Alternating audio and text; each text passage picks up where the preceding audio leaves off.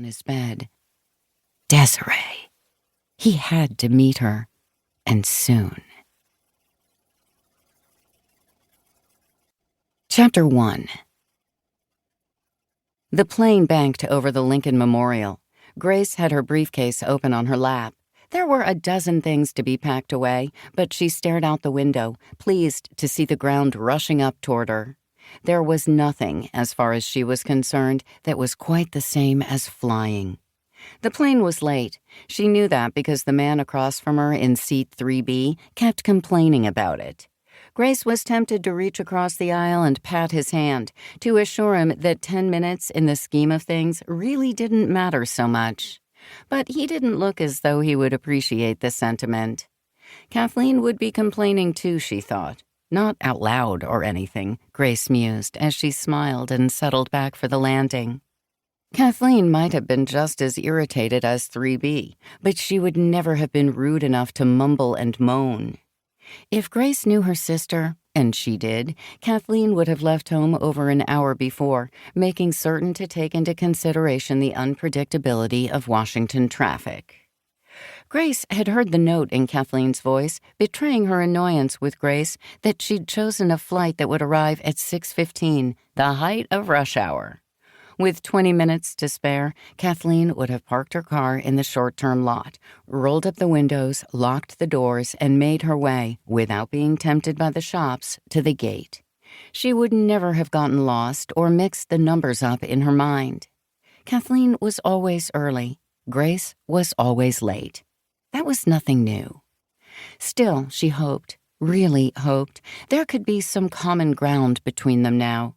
Sisters they were, but they had rarely understood each other.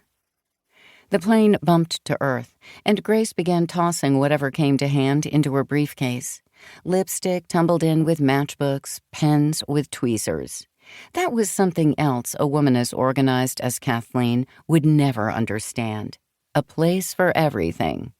Grace agreed in principle, but her place never seemed to be the same from one time to the next.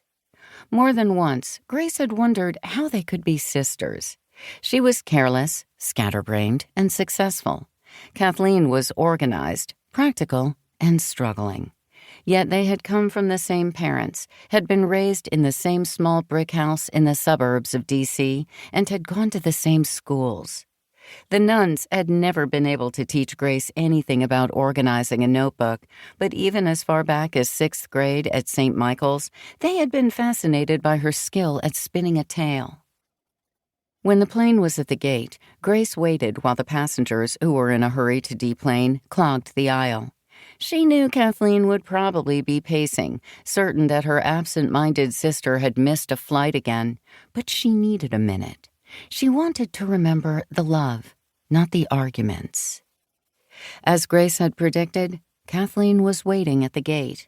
She watched the passengers file off and felt another flash of impatience.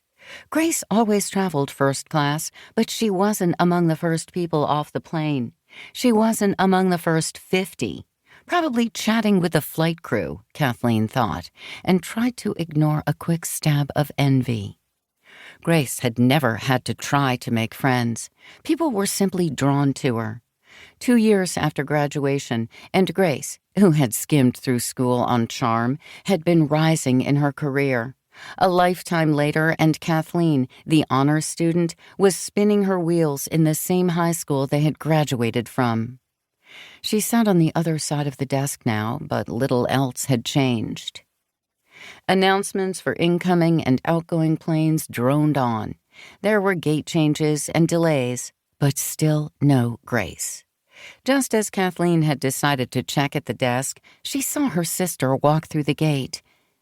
Envy faded. Irritation vanished. It was next to impossible to be annoyed with Grace when faced with her. Why was it she always looked as though she'd just stepped off a merry-go-round? Her hair, the same dark sable as Kathleen's, was cut to the chin and looked forever windswept around her face.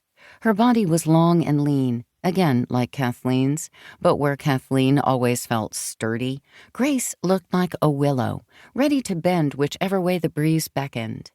Now she looked rumpled, a hip-length sweater riding